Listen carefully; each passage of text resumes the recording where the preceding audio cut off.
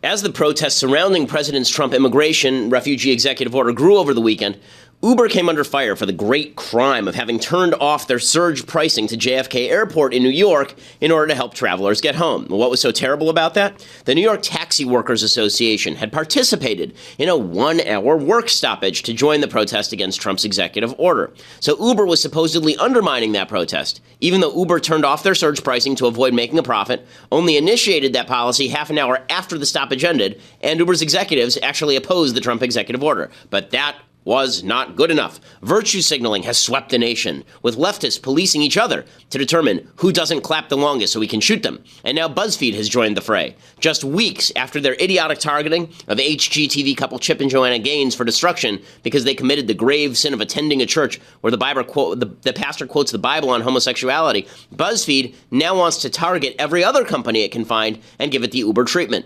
BuzzFeed San Francisco bureau chief Matt Honan tweeted, quote, "We're following which companies are speaking out on Muslim ban and which are not." BuzzFeed's Tom Guerra then ran a piece in which he suggested, as Silicon Valley debated its leaders' stance on the immigration ban, corporate America simply said nothing at all. Silicon Valley, Guerra wrote, said, quote, "something which is more than can be said for the rest of corporate America, whose leaders have largely remained behind a wall of silence since Friday's announcement, even as plenty of their employees and customers at home and around the world were facing the prospect of being banned from entering the United States."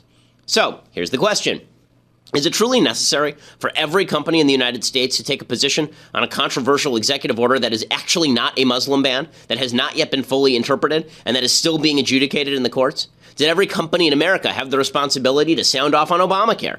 In fact, when corporations did sound off on Obamacare, if you recall, the left called them whiners and told them to shut up. The left wields the media as a club in its fight to push the country to the left. And simply staying out of the fight, that's no longer tolerated. If you do business, you're expected to do the bidding of the left, which means the right will have to respond in kind in order to compensate for the leftist bullying. And every company will be forced into the polarizing political space, rather than merely providing the best good and services at the most competitive prices on behalf of their shareholders. That isn't good for consumers. It isn't good for companies. It isn't good for the country. If people want to speak out, by all means, they should. If they don't want to speak out, that's their prerogative too. And if they don't want to turn their companies into political footballs over issues that aren't even close to clear-cut, that is certainly justifiable. I'm Ben Shapiro. This is The Ben Shapiro Show. Alrighty, I got to tell you, folks, I mean, under Trump, it just feels like every event in the next 10 years has been crammed into 1 year. It's amazing. It's amazing. You know, my wife always says that when you're not having fun, time moves incredibly slowly. That's also true when events move this quickly. And right now, what we're watching is an administration that has been 4 years long, and it's been a week and a half. I mean, it's truly amazing. There's so much going on, and we'll get to all of it. But first, we have to say thank you to our advertisers over at Texture.com. So if you love magazines, if you're an information addict the way that I am, Texture.com is for you. Actually, there's a guest that I'm trying to get on the show who I read about in a Reader's Digest article, not because we subscribe to Reader's Digest, but because my wife uses Texture. Texture allows you to browse all of these magazines, check their back issues, subscribe to a huge number of magazines for $9.99 a month, and it includes tons of major publications. We're talking People, Better Homes and Gardens, Reader's Digest, National Geographic, Sports Illustrated, Vanity Fair, Rolling Stone and Cosmo. I mean, just the list is about 100 newspaper and magazines long, and you get access to all of them. There's the story that I'm talking about, actually, there's a lady, amazing lady, who takes in children who are terminally ill. She takes in babies who are terminally ill and have sort of been abandoned, and she adopts them until they pass away, which is an amazing story. I read that in Reader's Digest, again, not through Reader's Digest, but through Texture.com, and it's the best reading aggregation material you can find. Texture.com, you can download the app, and again, right now, it's normally $9.99 a month, and you get 200 magazines. Actually, it's 200 magazines, but if you sign up right now at Texture.com/Ben, you get a 14-day free trial, so you can try it out, see if it's something you like. I promise you, you will. It's really fantastic. It's entirely digital, and so that means you're not going to have to get all the magazines to your house, obviously. Texture.com/Ben. Try it for free, 14 days when you use that code /Ben. That also lets them know that we sent you. Great service, Texture.com. My wife loves it. I love it, and it actually is helping to find the show, which is pretty cool. Okay, so it was a busy weekend. A couple of notes that we have to make before anything else. Everybody on both sides is constantly attempting to attribute genius to their side and the other side. There's this broad, widespread public perception that people in politics generally know what they're doing, they generally know what they're talking about, that there must be a big plan. So if Trump appears to have screwed something up, no, it must be part of a conspiratorial, shadowy plan. No, maybe he just screwed it up. And if the left screws something up, then there's, on the right, this tendency to attribute it to some evil, shadowy conspiracy. Maybe it's just that they're incompetent. As Adam Carolla is fond of saying, one of the most disappointing facts about life is when you're a child, you think the adults know what they're doing, and then you become an adult and you realize that adults are idiots. They're just stupid. You thought when you were a kid that they all have cars and houses, and that means they're smart. You thought when you were a kid the president of the United States knows what he's doing. The media know what they're doing. No, everybody's stupid. If you start from that premise, politics becomes a lot simpler, clearer, and more truthful. So we begin today with Trump's, of course, immigration and refugee executive order. The media have lost their freaking minds over this thing. They've lost their minds over it. So we're actually going to go through it, and we're going to tell you what's in the executive order. Is it a Muslim ban? No. Is it legal? Maybe. Is it useful? Kinda. Was it rolled out like a bunch of monkeys trying to have intercourse with basketball? Yeah, it was basically rolled out about as badly as you could. So here's what was actually in the executive order. We'll start with what's in it, then we'll talk about whether it's useful and legal, and then we'll get to the left's insane response, because it is totally over the top, it is totally crazy, and that's only the beginning of the stuff that was happening over the weekend. So it's wow, it's going to be a busy 4 years, gang. Okay, so number one, the executive order invokes 9/11. So Trump says because of 9/11, because of attacks by people who have come into the United States on student visas, we really have to crack down on the visa system. And that means that we're going to crack down on the visa system. We're going to crack down on both immigrants and non-immigrants, meaning people who visit the country, as well as people who are attempting to immigrate to the country. And we're going to crack down on all of that. The order suspends visas from nationals of countries of particular origin. So the Secretary of Homeland Security, as well as Secretary of State and the DNI, Director of National Intelligence, are tasked under the order with determining the standard necessary for visa entry within 30 days. So they're going to rewrite the standard. All entry into the United States is suspended as immigrants and non-immigrants of such persons for 90 days from the date of such order. So these are the countries. This is where everybody's saying you're not able to get in if you're from Iraq, Iran, Syria, Libya, and a couple of other countries. Not Afghanistan, not Saudi Arabia, not Pakistan. That's one of the flaws in this, and we'll get to that in a second. The order also states that there may be more countries that are added to this ban list. So again, it's 7 countries they're talking about. It's Iran, Iraq, Syria, Libya, Somalia, Sudan, Yemen. Those are the 7 that they are talking about. The Secretary of State and Homeland Security are able to waive the executive order for individuals. So if they determine that there's an interpreter who wants to get in from Iraq, they can waive the executive order. Okay, refugees are blocked for 120 days. All refugees are blocked for 120 days while we come up with new standards. Syrian refugees are banned indefinitely until Trump says okay. So they're given a special standard. Priority is given to victims of religious-based persecution. So what it says is that the Secretary of State is directed to make changes to prioritize refugee claims made by individuals on the basis of religious-based persecution, provided the religion of the individual is a minority religion in the individual's country of nationality. So the idea here, presumably, is that Christians living in Syria will be given higher priority. They'll still be able to get in. Muslims who are refugees from Syria are going to have a harder time. Now, that isn't actually a major shift from current refugee law. Current refugee law defines a refugee as any person who is outside the country of such person's nationality and who is unable to return to the country because of persecution or well-founded fear of persecution on account of religion. So that obviously encompasses Christians. The fact is that the Obama administration really cracked down on Christian immigration from Syria, which was truly an awful, awful thing.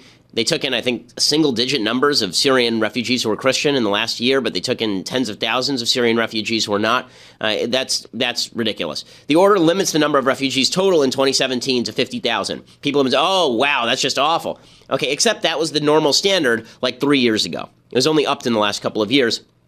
And then you get into the screw-up. So all of this is basically okay. Right? It's actually relatively moderate. This isn't a giant Muslim ban. There are 1.5 billion Muslims all around the world. They're not going to immediately be banned from the United States. The most populous Muslim countries are still allowed to send people to the United States. They're not banned. Again, this doesn't cover a lot of the countries it probably should cover, like Pakistan and Saudi Arabia and Egypt, right? It doesn't cover a lot of those places.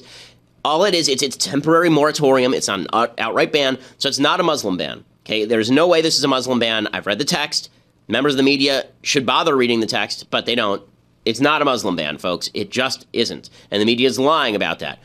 Which brings us to the rollout. So the way that you normally would roll this thing out, let's say that you did this in a normal fashion. First, you run it by the Office of Legal Counsel to make sure that the thing is well written legally.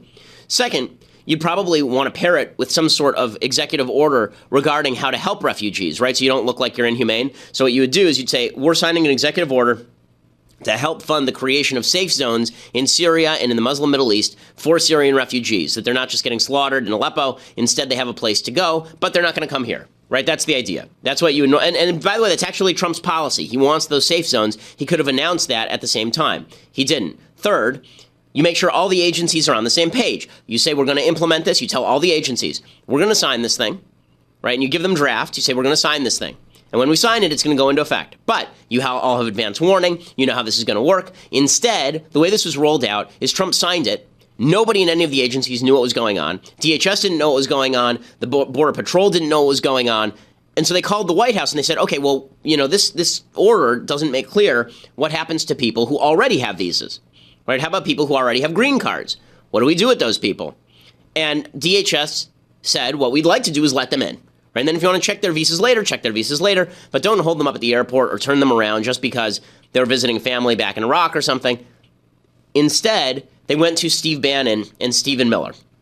Now, I need to be clear about something with Bannon and Miller. Bannon is the superior. Miller is the inferior. Okay, Bannon is the one in charge. Stephen Miller is a 33-year-old speechwriter who has some policy expertise on immigration. Steve Bannon is the chief strategist to the White House. Steve Bannon is like 60 years old and has Trump's ear and is very, very tight with Bannon. The person who is the subordinate here is Miller. Miller is the one being tossed under the bus. That is not fair. Here's what CNN reported. The White House overruled the guidance from DHS, according to officials familiar with the rollout. That order came from the president's inner circle, led by Miller and Bannon. Okay, it should really read Bannon and Miller. Bannon is the powerful one. Their decision held that on a case-by-case basis, DHS could allow green card holders to enter the United States. Before the president issued the order, the White House did not seek the legal guidance of the Office of Legal Counsel. Apparently, they didn't bother to go through the standard agency review process at all. And it is worth noting that Donald Trump over the weekend also changed the constituency of the National Security Council to add Steve Bannon, who really is not qualified to sit on that thing, and get rid of the chairman of the Joint Chiefs of Staff, which just makes no sense at all. If you want Bannon in there, at least don't get rid of the Joint Chiefs. I mean, my goodness. Or the DNI. They got rid of Mike Pompeo as well. So this is incompetent. So two things can be true at once. One, the executive order isn't nearly what the media are portraying it to be. It is not a Muslim ban. It's actually rather moderate. And two, this could be just a botched abortion of a rollout. And it really was. It's just an awful, awful rollout of a really not that big a deal program. But everybody is making it into the end of the world because now you've got all these pictures of all of these people, kids, old people, trying to get into the country. And they have visas. And they've been here for 5 years on a green card. And now they're stuck at the airport. And then you have the reunion pictures with all the people cheering around like Trump is trying to ban Muslims from the country. And the hashtag Muslim ban trending, even though it is not a Muslim ban. So let's go through a couple of quick questions about this thing first. Actually, before we get to going through a couple of quick questions, first we have to say thank you to our other advertiser for today, and that is DSTLD.com. So if you love jeans, and I do, I wear jeans pretty much every day. You would know that if you could see my pants, but you can't. But I wear jeans pretty much every day. And the jeans that I wear are from DSTLD.com. It is luxury grade denim, and it goes for about $75. So jeans that would normally cost you a couple $100. I mean, I have a pair of jeans that cost $200. My DSTLD jeans are just as good. They're durable. They wear really well. They fit really well. And it's not bargain bin stuff. I mean, it's high-quality jeans, $75, DSTLD.com. They also have jackets. So they have bomber jackets, and they have a bunch of new stuff that's really good-looking and great. They guarantee the fit. They'll send you a new pair if you don't like how it fits. And they eliminate those excessive markups because they don't use middlemen. They just mail it directly to you. Go to DSTLD.com/Ben right now and get $10 off your first order. DSTLD, distilled. DSTLD.com/Ben right now, $10 off the first order, so $65 for a pair of jeans. DSTLD.com/Ben, distilled.com, and they do really make high quality products. So, I want to answer a couple of questions, and then we'll get to the left's reaction. So, answering a few questions about this. First of all, is this unprecedented? No, it's not totally unprecedented. The media is making this out to be the end of the world. No one's ever done anything like this before. No, there are a couple of precedents that are worth noting. One, President Obama had a 6-month ban on Iraqi refugees in 2011. Second, in 1980, Jimmy Carter issued a ban on Iranian visa holders. So there are a couple of differences between what Trump is doing now and what Obama and Carter did. First off, Obama's order only affected refugees. So Trump's order actually affects green card holders. Now they're backing off of that, by the way. But it presumably only affected green card holders. It affected green card holders, student visas, travel visas, affected everyone, whereas Obama's was only refugees. And Obama also implemented the policy quietly. Trump did so openly, so people say it's bad press. Okay, I don't really care.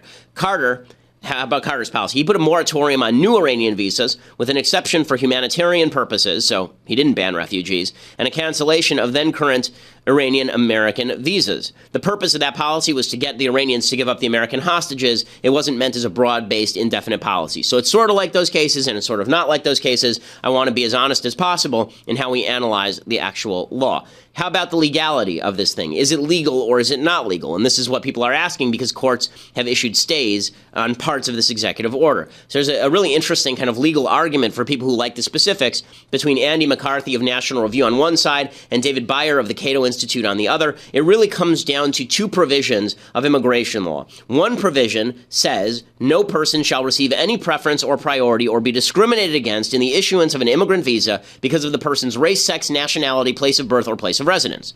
So that would seem to prevent these sort of bans on certain areas of the world. It's discrimination on the basis of place of birth or place of residence. Okay, that's provision one. Provision two says the president has the capacity to suspend the entry of all aliens or any class of aliens as immigrants or non-immigrants on the basis of saying that they are detrimental to the interests of the United States. So the question is, which one of these legal provisions is the more powerful? Is it the one that gives Obama, that gives the president, gives Trump lots and lots of power, or is it the one that limits that power? So Beyer argues that it's the non-discrimination provision that's more powerful, and McCarthy argues that it's the presidential provision that's more powerful. Not really clear. That's the part that's going to be adjudicated in the courts. There's a pretty good case on both sides. Okay, finally, is this actually a smart order? Is the executive order actually smart? So there are a couple of problems with the order itself. First of all, does it achieve its stated purposes? So the media is pointing out that foreign-born refugees are responsible for like 2 deaths in America in the last 10 years or 15 years. And so they're saying it's not calibrated, it's not well calibrated to achieve its purposes. And people on the right are saying, well, you know, it's common sense, you got to do it. Now, this sort of mirrors on the one side, to be intellectually honest, this sort of mirrors on the one side the arguments that have been had over gun control rather. The idea that they'll put a blanket ban on assault weapons, and people like me will say, yeah, but assault weapons don't kill that many people. They aren't used in that many shootings. And they'll have to say, right, but it's common sense. We have to do something. Okay, now you have to calibrate the solution to the actual problem.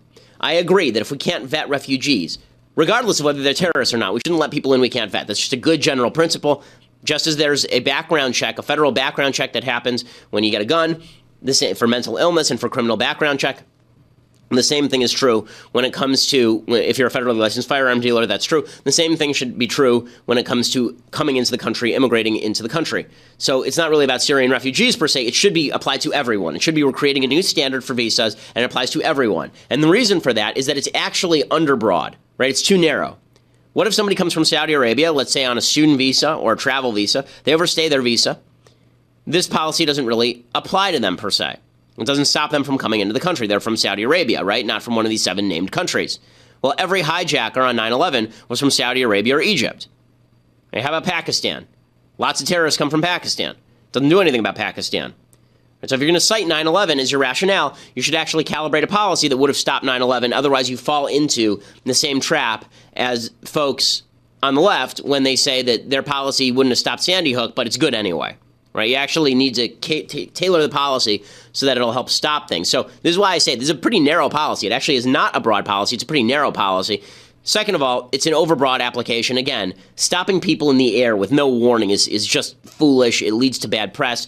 The whole thing was done idiotically. And you can tell how idiotically it was done because Bannon's already tossing Miller under the bus. Bannon's already saying, oh, it's Stephen Miller's fault. Like Joe Scarborough today was ripping on Stephen Miller. It's Bannon's fault, right?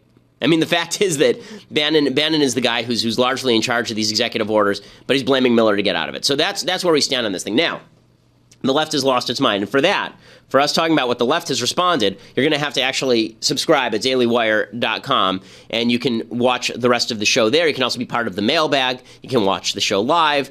We have new books and pamphlets coming out. We have new Shapiro gear that's coming out, all of which is very exciting at the Shapiro store. dailywire.com, $8 a month gets you a subscription. $8 an annual subscription will get you a signed copy of my novel True Allegiance, which is fantastic, and there are more goodies to come. We're going to have a new giveaway, I think, pretty soon as well, so that's exciting. Go to dailywire.com to become a subscriber. We are the largest conservative podcast in the United States.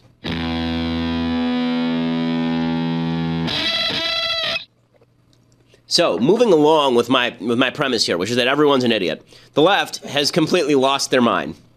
The left has completely lost it. So, the left, as I mentioned up top, the left has been attacking Uber. What did Uber do? Uber didn't take a strong enough position against Trump's executive order. What does Uber have to do with the executive order? Nothing. Nothing. They're a company. They drive people around. But it doesn't matter. Suddenly, it's Uber's fault if Trump passes an executive order. Okay? And then the left, they've lost their minds. They're just saying untrue things. What the left doesn't understand, folks, what the left doesn't understand, I think what fewer and fewer people generally understand, is that truth is actually great at debunking lies. People tend to think now that lies work better than anything else, that you need a lie to debunk a lie. Okay, if you don't like Trump's policy, you know what the best way to fight Trump's policy is? Tell the truth about his policy. What you don't do is go out there and shout Muslim ban. So Representative Keith Ellison, who used to go around stumping for the Nation of Islam, so he's not exactly your textbook moderate, Keith Ellison, he says that it's a Muslim ban. This is a Muslim ban. You know what? We've never had a religious-based ban before, and they can't deny that this is a Muslim ban. It is a Muslim ban. On the campaign trail, he said he wanted a Muslim ban. He said on national television that there would be other religious groups that would receive priority. This is a Muslim ban. Rudy Giuliani, who helped him write it, said that they started out with the intention of a Muslim ban, and then they sort of languaged it up so to try to avoid that label, but it is a religiously based ban. Okay, it is not a religiously based ban. Again, there are hundreds of millions of Muslims to whom this does not apply. Muslims who are in Europe, Muslims who don't come from the countries listed, people who are not Syrian refugees. It's actually a relatively narrow piece of legislation. It doesn't matter. All the left sees is Muslim ban. Tim Kaine comes out and he says, the former vice presidential candidate with Hillary Clinton, super incompetent, he comes out and he says, this is just like the Holocaust. And the irony is not lost on me that it was issued the same day as the White House issued their Holocaust Remembrance Day proclamation that, unlike any previous administration, removed all reference to Jews. So you put a religious test on Muslims and you try to scrub reference to Jews in the Holocaust Remembrance. This was horribly, horribly mishandled.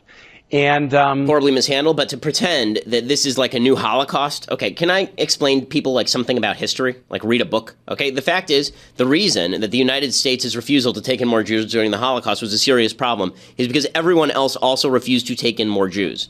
Okay, there was no Jewish state at the time. There wasn't an Israel for Jews to run to.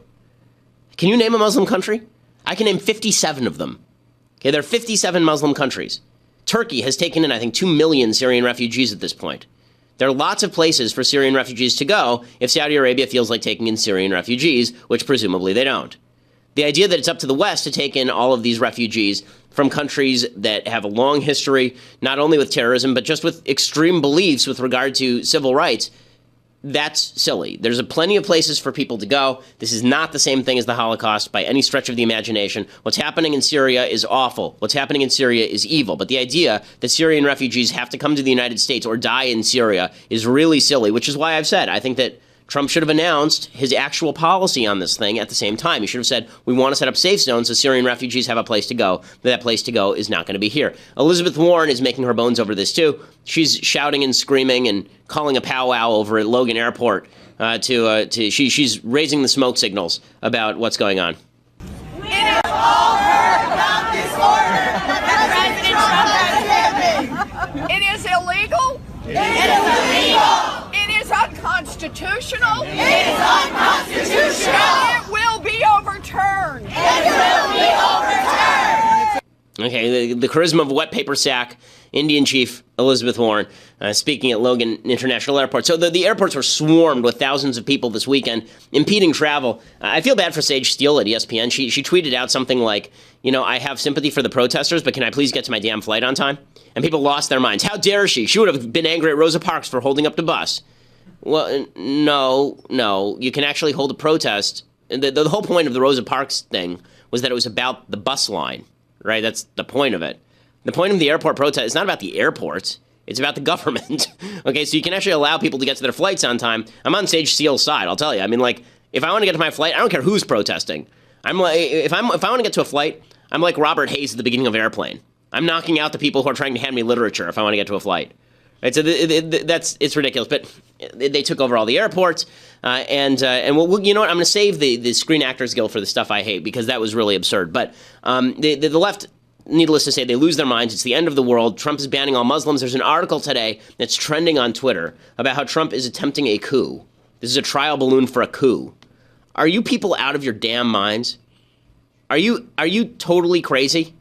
Okay, no, it's not a coup. Okay, the same way that there were a bunch of people on my side who thought that Barack Obama was just going to stick around for a third term without being elected.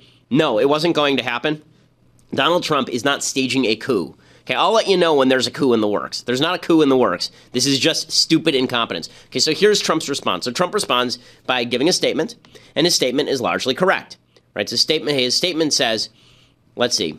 It says, America is a proud nation of immigrants, and we will continue to show compassion to those fleeing oppression, but we will do so while protecting our own citizens and border. Okay. By the way, his policy is actually popular. It's like 2-1. Americans like it. America has always been the land of the free and the home of the brave. We will keep it free and keep it safe, as the media knows, but refuses to say, my policy is similar to what President Obama did in 2011 when he banned visas for refugees from Iraq for 6 months. The 7 countries named in the EO, executive order, are the same countries previously identified by the Obama administration as sources of terror. This is true. To be clear, this is not a Muslim ban, as the media is falsely reporting. This is not about religion. This is about terror and keeping our country safe. There will again be issuing visas to all countries once we are sure we have reviewed and implemented the most secure policies over the next 90 days. I have tremendous feeling for the people involved in this horrific humanitarian crisis in Syria. My first priority will always be to protect and serve our country, but as president, I will find ways to help all those who are suffering. Again, if that had been his initial rollout, we would have been fine, right? But that wasn't the initial rollout. Instead, it was just a botched mishandling of the rollout, which gave the left the excuse to turn this thing into Muslim ban. Look, they're stopping all the Muslims at the airports routine. Now, it doesn't help. It does not help when you have people like Rudy Giuliani as your spokespeople. So the former New York mayor goes on Janine Garofalo, not what's her name? Judge Janine, not Janine Garofalo, Judge Janine's show on Fox News, and he proceeds to blow apart the Trump administration's entire reason for this thing. So the Trump administration keeps saying it's not a Muslim ban. And it isn't. If you read the text, it's not a Muslim ban. And then Rudy Giuliani goes on national television and says, it's a Muslim ban. But I want to ask you about this ban. I want to ask you about this ban and the protest. Does the ban have anything to do with religion? How did the president decide the 7 countries? I understand the permanent ban on the refugees. Okay. Talk to me. I'll tell you the whole history of it. So when he first announced it, he said Muslim ban. He called me up. He said, put a commission together. Show me the right way to do it legally.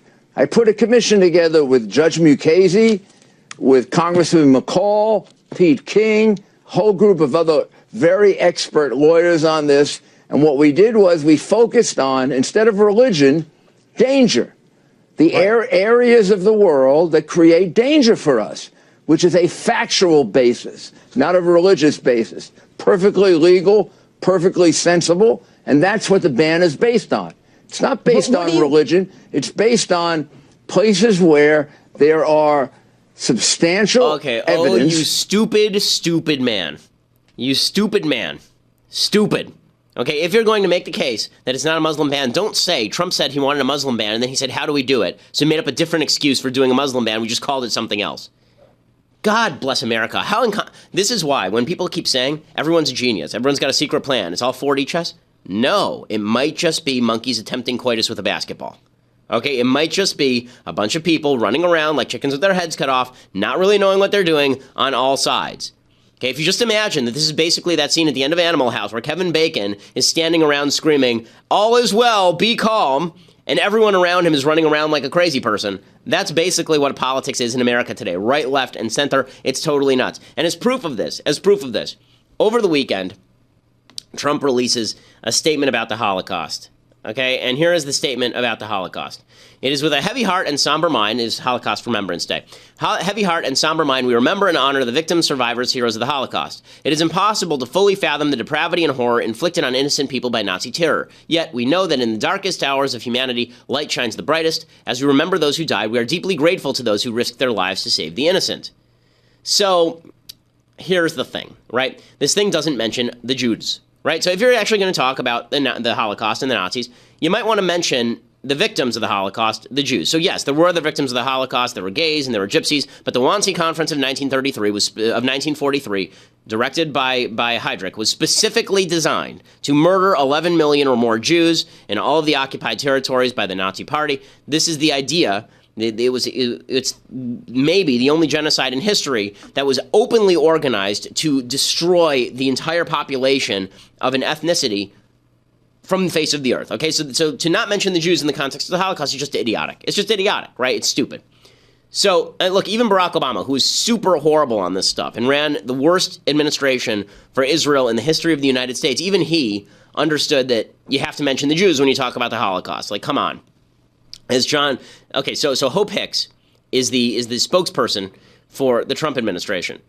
And Hope Hicks says that we meant to do this. We meant to leave the Jews out.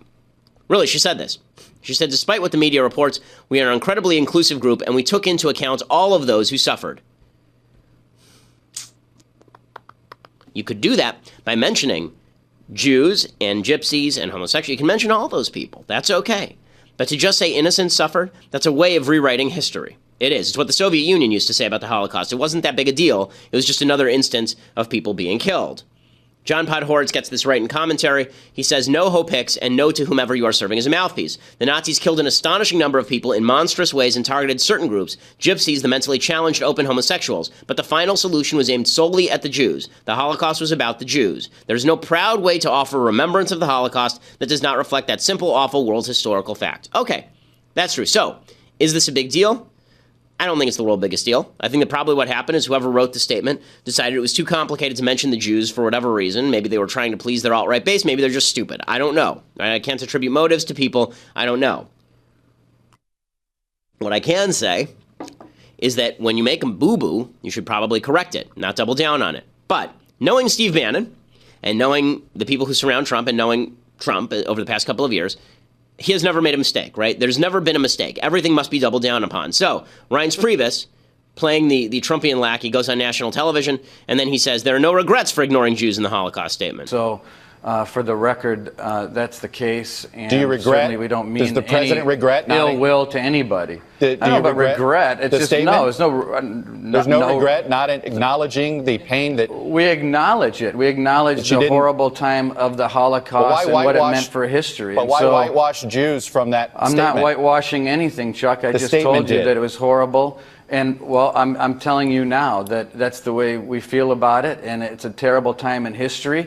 And obviously, I think you know that President Trump has dear family members that are Jewish, and there was no harm or ill will or offense intended. No, nobody cares about that. That's such a bad answer. It really is. It's such a bad answer. It's the same answer that Obama used to give when he was asked about doing things that were anti-Semitic or anti-Israel. He'd say, "Oh, look at my administration. Lots of Jews here." Like, no, I'm sorry. You did something wrong. Just say you did something wrong. Own up to it. Fix it. Who cares? Why is this a big deal? It's only a big deal because every time the Trump administration makes a mistake, they double down on it or obfuscate it, which is really just dumb. It's really just dumb. Do I think this was nefarious? Do I think that this was a serious attempt to whitewash the Holocaust?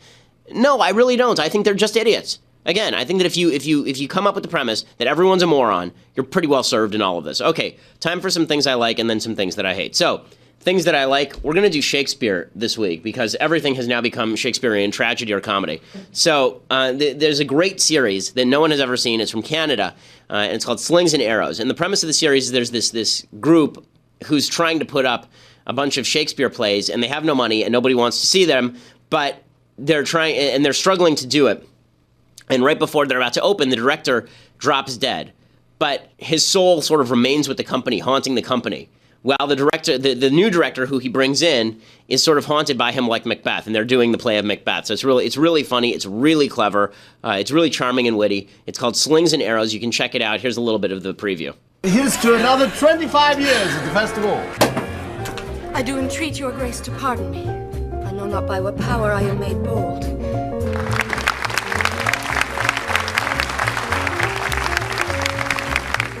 It's dreadful, isn't it? What's the point of having sheep if there's no bleating? I'll cue up the bleats. Yes, cue up the bleats, for God's sake. Honestly. When did you stop caring about the details, Oliver? Dream number 5? 2 minutes, Ellen. We have 2 minutes! Oh, sorry. A good show. So you have to, if you like theater, it's fantastic, but it's really well done. If you like Shakespeare, it's a great series. So check it out, Slings and Arrows, really great series, worth watching. Okay, other things that I like. I don't know when reality mugged Bill Maher, but Bill Maher has been saying some pretty intelligent things lately on his show, which is shocking. And so here's something that he had to say over the weekend about why the left keeps losing. Liberals must examine all the reasons why we keep losing elections. Starting with Democrats have gone from the party that protects people to the party that protects feelings. From ask not what your country can do for you to you owe me an apology. If someone feels badly, that's all that matters. No, that's not all that matters. In fact, things like this don't matter at all. What matters is that while you self-involved fools were policing the language at the Kids' Choice Awards, a madman talked his way into the White House.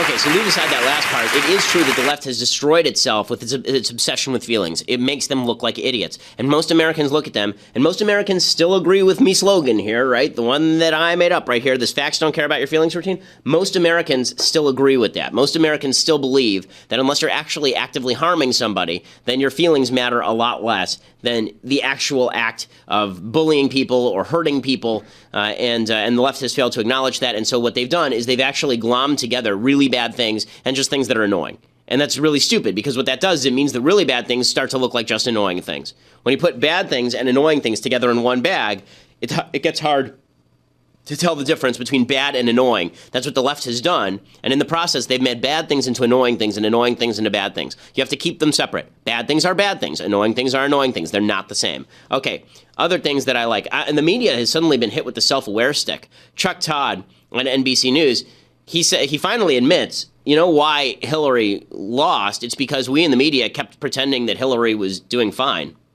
And so what I would say, one of the where I think political correctness got in the way of what we all knew as reporters and didn't fully deliver was how hated the Clintons were in the heartland.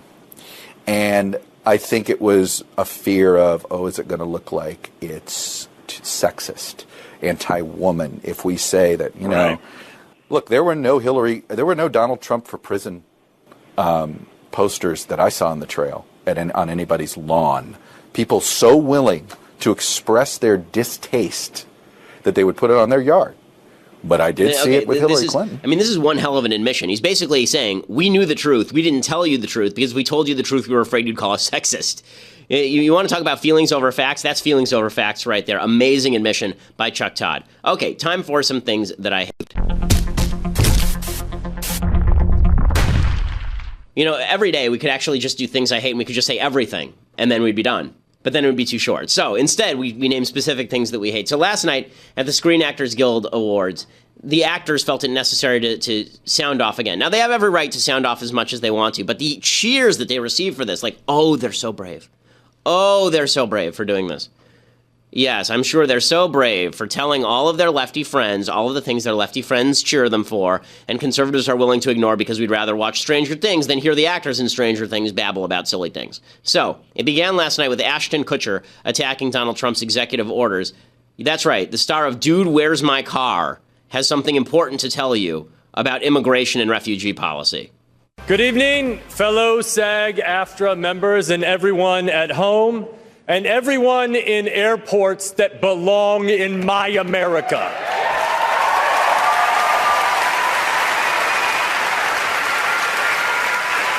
So when is he letting them into his house? Just a question. You are a part of the fabric of who we are, and we love you and we welcome you. But not into our houses, unless you're the maid. That's the rule in Hollywood, right? All the people who are stuck in airports. We also welcome you to the 23rd Annual Screen Actors Guild Awards. Okay, so he starts off with that, and it's only downhill from there. The one that's getting all the attention is David Harbour. So David Harbour is one of the actors from Stranger Things. He's the guy who plays the sheriff in Stranger Things. So there are a few things about this. There's one thing I do love, and then there's the speech itself. So the thing I love is watch Winona Ryder's face during this speech, because it is so unbelievably amusing. It's really spectacular. So on behalf of... And then there's what he actually has to say, and what he has to say is really obnoxious. This fearless and talented cast, we would like to thank, oh, it's so heavy. We'd like to thank Netflix, Sean, Matt, Ross, and the amazing casting director, Carmen Cuba.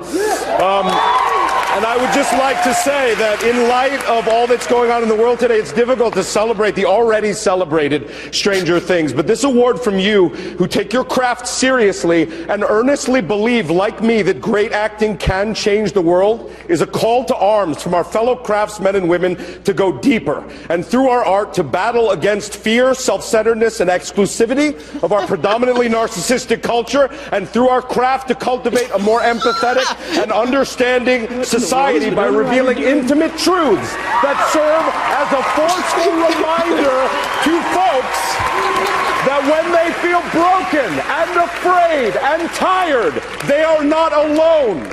We are united in that we are all human beings, and we are all together on this horrible, painful, joyous, exciting, and mysterious ride that is being alive.